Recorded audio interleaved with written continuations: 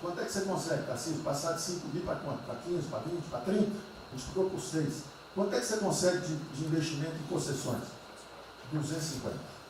Tá certo? Então, ó, tem 100 bilhões vindo para saneamento. Tinha 100 bilhões que viriam, as 17 maiores petroleiras do mundo viriam para a nossa seção onerosa. 100 bilhões de seção onerosa, 100 bilhões de mineração, 100 bilhões de saneamento, 230 bilhões de concessões, 500 bilhões. Cadê o dinheiro do governo para fazer isso? Não tem. Então, quem está sonhando é sonhador. A gente aceita.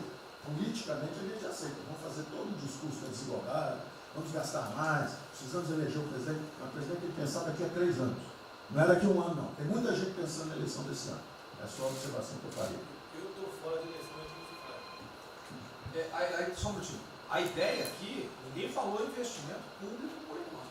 Inclusive, nós falamos ali investimento, falamos inclusive em investimentos privados. O que tem que acontecer é o seguinte: eu estou vendo um plano de tudo, gente, nós temos que centralizar a imprensa, a economia, falar exatamente o que pode, o que não pode. Fundamental a coordenação. Até para isso na imprensa que está saindo.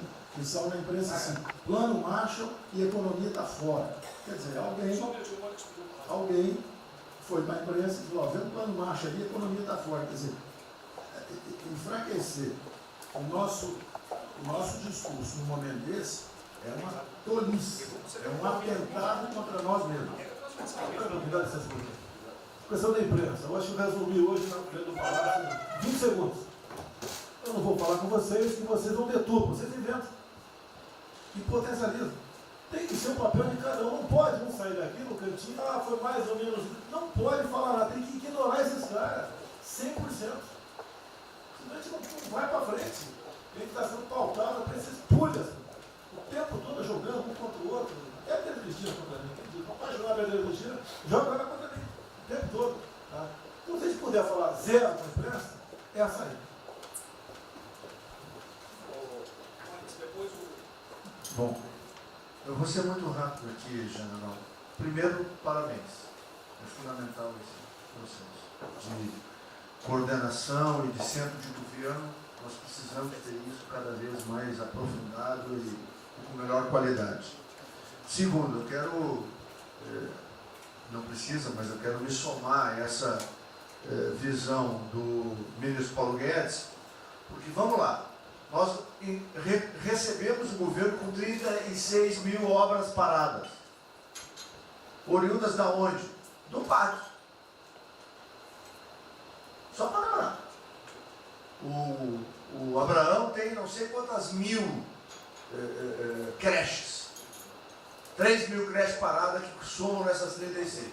Então, o que nós trouxemos para o Brasil e como é que nós começamos o ano? Eu vou lembrar, presidente, o senhor sempre disse, é muito triste ver um brasileiro chegar no exterior e ser recebido com o manto da desconfiança. Pois nós passamos, Paulo Guedes, o ano todo, Tarcísio, Tereza, Bento, o nosso ministro Marcos Pontes e outros, andando pelo mundo e fazendo o quê? Vendendo o Brasil. Terminamos o ano, lembra do número, 482 bilhões de investimentos para os próximos 20 anos. Uma boa parte, mineração, petróleo, por aí vai. Recebemos 90 bilhões de bônus de outorga. Nós temos 10 bilhões de dólares do governo da Arábia Saudita que precisa definir onde é que vai votar. Mas o príncipe autorizou. São 50 bilhões de reais. A dinheiro de ouro. Então, eu tenho convicção de que nós temos que continuar fazendo o que a gente vinha fazendo. Ou seja, aprofundando a participação da sociedade. Nós temos uma coisa emblemática aqui, que é a Lei da Liberdade Econômica, que pela primeira vez na história do Brasil, desde que o Brasil é Brasil, o cidadão diante do Estado tem razão, até que o Estado prova o contrário. Foi isso que fez os americanos, que há 200 anos atrás eram muito mais pobres do que nós, ser muito mais ricos do que nós. Então, o aprofundamento são sim das reformas, é sim ousar e ter uma reforma tributária que baixe o imposto no Brasil, reduz a carga tributária, estou falando sério. A gente nunca discutiu isso entre nós. mas isso tem que caminhar para isso. Por quê? Porque aí nós damos fôlego à iniciativa privada para que ela faça o que tem que fazer e nós vamos ser mediadores desse processo. Apenas. E sinceramente, eu acho que todo o nosso esforço nos próximos dias tem que ser como é que nós mantemos a nossa linha, porque nós terminamos o ano, ministro Ernesto, ministro Tarcísio. O senhor foi recebido na Federação das Indústrias Alemãs com um slide que mostrava a 163 os caminhões atolados e a 163 pavimentado. E o presidente que coordenava aquele momento, eu estava lá lhe aguardando, voltando da Rússia, disse ao senhor, o que vocês brasileiros fizeram que nós não acreditávamos que vocês recuperaram a confiança e estão fazendo tantas transformações. Então, presidente, só para concluir, 100% dessa linha, mas que a gente não perca o foco original, porque por onde a gente estava caminhando, nós recuperamos a confiança externa e externa. Fomos acometidos de algo muito grave, que é uma doença, e que foi levado ao paroxismo da histeria, porque serve a interesse de muitos, os mais variados, eu não vou aqui detalhar. Mas, sinceramente, temos que rapidamente voltar ao que nós estamos fazendo, porque nós estamos no caminho certo, e a prova disso é que todo mundo voltou a olhar o Brasil como esse. Bom, eu vou partir do princípio que todos que estão aqui são bem intencionados e querem bem do Brasil. Então, nós não acreditamos em teoria da conspiração e que ninguém quer só lavar os alicerces da República nem abalar a administração do presidente Bolsonaro. Eu quero lembrar a todos que não existem verdades absolutas. Por favor, vamos refletir. O que está acontecendo hoje no mundo não tem parâmetro nos últimos 100 anos. O que está acontecendo hoje no mundo vai permitir, de acordo com a FMI, que foi a previsão de uma semana atrás, de uma diminuição de quase 3% do PIB mundial, no caso do Brasil, de mais de 5%. Não tem parâmetro. Em situações extraordinárias, remédios extraordinários de forma circunstancial.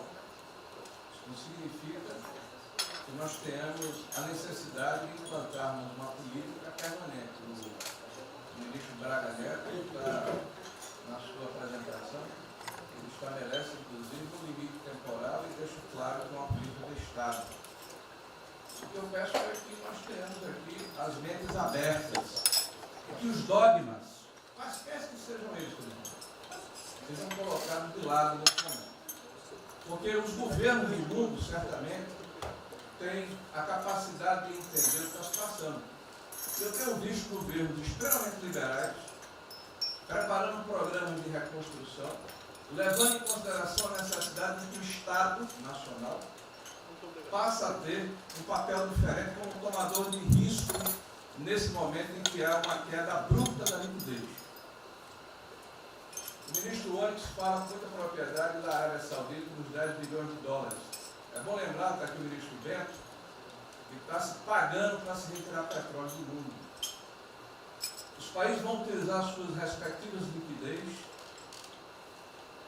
para resolver os seus problemas de infraestrutura e de retomada das suas economias. Nós temos que ter segurança jurídica, respeito a contratos, capacidade de alavancar recursos privados com a inversão de recursos públicos, sim. É bom lembrar que eu tenho ouvido falar, não sei se é verdade, depois vai colocar na ponta do lápis, que a gente pode chegar a 600 bilhões de reais esse ano de ajuda a empresas e a pessoas físicas.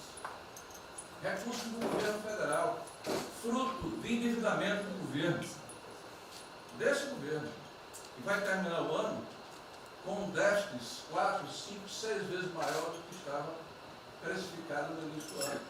Caiu um meteoro sobre as nossas cabeças. Então, por favor, nós não podemos começar a discussão com verdades absolutas e com dogmas estabelecidos ao longo de 100 anos, em função de uma catástrofe que se abateu sobre o mundo, e os governos de todo o mundo estão se debruçando sobre o assunto, entendendo que muda o papel do Estado. Senhor presidente, É bom lembrar que quando houve a unificação da Alemanha, eu acho que esse é um fato histórico irrefutável, o Estado alemão entendeu e fez um pacto de que haveria necessidade de investir em capital humano e infraestrutura na Alemanha Oriental para diminuir desigualdades regionais. E esse é um pacto do Brasil. Essa pode ser uma catástrofe que vai nos afundar, ou pode ser uma onda para a gente surfar, uma alavanca para reparar o país. Todos os países do mundo estão submetidos ao mesmo processo. Vai depender da nossa capacidade de termos uma opção clara de que forma vamos sair desse problema. Se vamos gastar 600 bilhões de reais para resolver uma situação que é emergencial e todos reconhecemos que é necessária, e darmos segurança à população, no caso alimentar, para evitarmos o caos, para diminuirmos a mortandade das empresas, muito bem, está correto, essa é a boa direção. Por que não 5, 6, 7% desse total, 10% desse total, em obra de infraestrutura? Por que não termos a capacidade de alavancarmos o emprego no momento em que a retomada, todos os economistas aqui reconhecem, vai ser muito lenta? Bom, eu só estou falando isso, presidente, para que nós possamos ter essa discussão sem dogmas, sem verdades absolutas, sem a preocupação de que as coisas continuam como eram antes. Não são como eram antes. Aqui e no mundo inteiro. É isso.